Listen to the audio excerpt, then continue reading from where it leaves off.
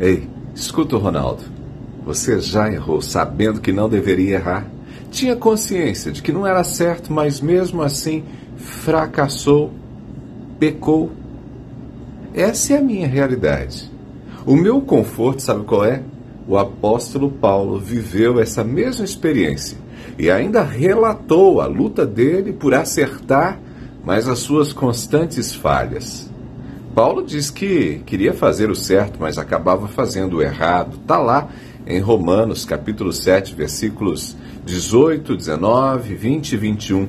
O verso 19, ele diz exatamente isso. O que faço não é o bem que desejo, mas o mal que não quero fazer, esse eu continuo fazendo.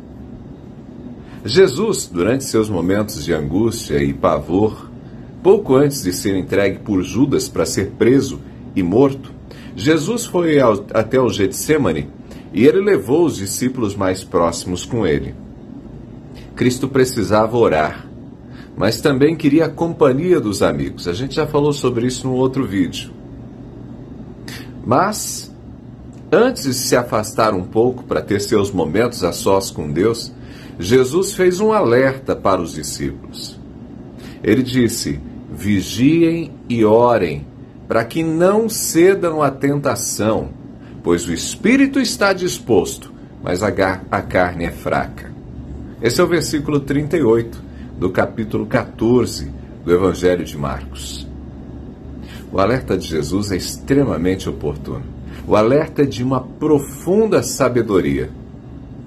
Note, Jesus destaca que o espírito está disposto, tem ânimo, está motivado, quer fazer o certo, mas a carne é fraca.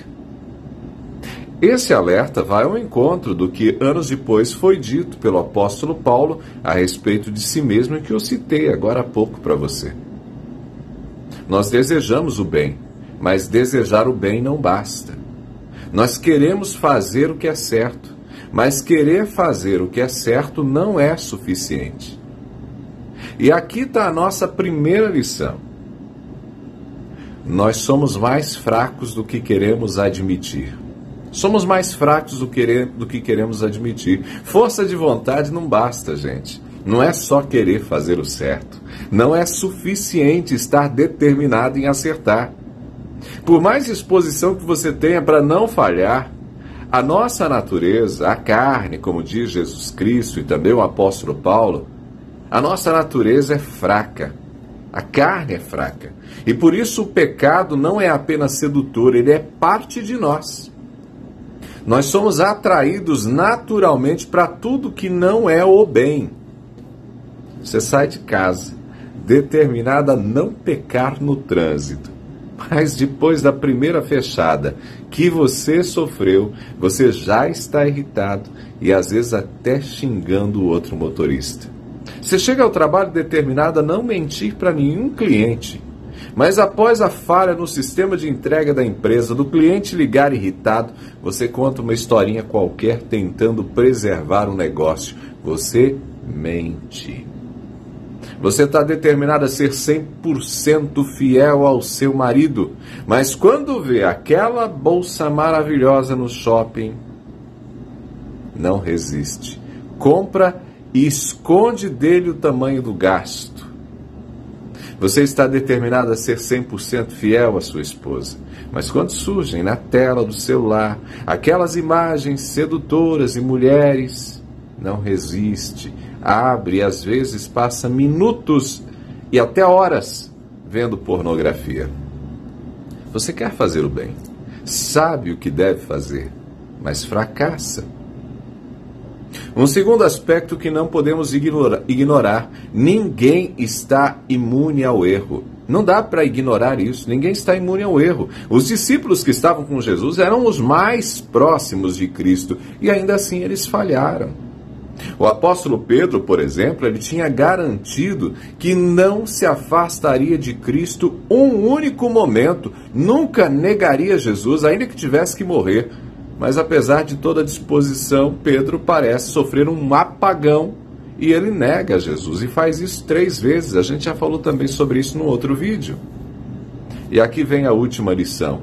Se força de vontade não é suficiente, se determinação não basta, se o desejo de fazer o certo não nos impede de errar, como vencer a tentação? Como ter forças para superar a nossa tendência de fazer o mal? Como? Cristo dá a receita. Vigiem e orem. Aqui com Ronaldo, não é só oração, é vigiar e orar. Vigiar implica manter uma atitude consciente em relação aos riscos que corremos. Se não mantemos total atenção aos perigos que nos cercam, se não reconhecemos inclusive quais são os nossos pontos fracos, o inimigo vai usar isso contra nós. Vigilância, portanto, é um ato inclusive de autoconhecimento, porque demanda a necessidade de saber quais são as nossas principais fraquezas. Por outro lado, a oração nos mantém em comunhão com Deus.